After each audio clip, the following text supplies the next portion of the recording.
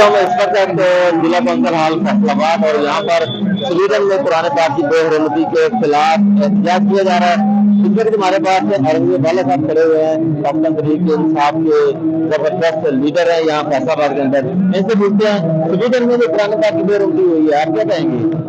देखिए जी जीमा साहब, पहले तो हम आज उम्मत मुसलिमा, ये ऐसा इशू नहीं है कि सिर्फ पाकिस्तान का या किसी स्पेसिफिक, पूरी उम्मत मुसलिमा से शोगवार है, क्योंकि कुरान पाक एक ऐसी किताब है जिसके साथ, जैसे हमारे इमरान खान साहब ने यूनाइटेड नेशन में कहा था कि हमारा दिल दुखता है, आज हर मुसलमान का दिल सोगवार है।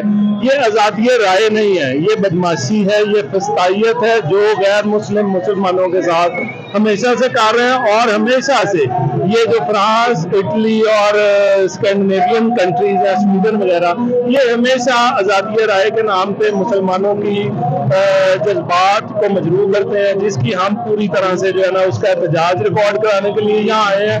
क्योंकि इससे आगे हमारे लिए दीन, इस्लाम, अल्लाह, कुरान और नबी से आगे कुछ भी नहीं है। इससे आगे तो हमारे लिए ये हमारी रेड लाइन है। इससे आगे तो हमारे दिल, हमारे दिमाग, हमारी जिंदगियां मुतासर हैं। और इसके ऊपर इंटरनेशनल कम्युनिटी को चाहिए कि इसके ऊपर स्टेप लें ताकि मुसलमानों की जो जज्बात को मजरूह किया जाता है उसको रोका जा सके। अच्छा, कप्तान ने यहाँ पर एक बहुत बड़ी कावज की है इस्लामोफोबिया के हवाले से। 15 मार्च गालबन उसका दिन मनाया जाता है पूरी दुनिया के अंदर।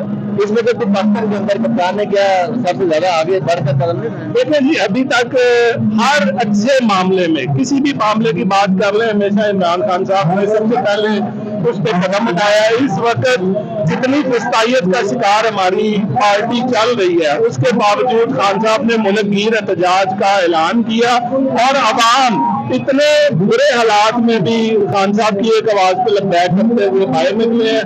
और हम लोग अपने लिए अपने कुरान आज़म पाए हैं और अमन एहतजाज को आएंगे। और ये जो है हमारा ये और अल्लाह इंशाल्लाह फजल से आपको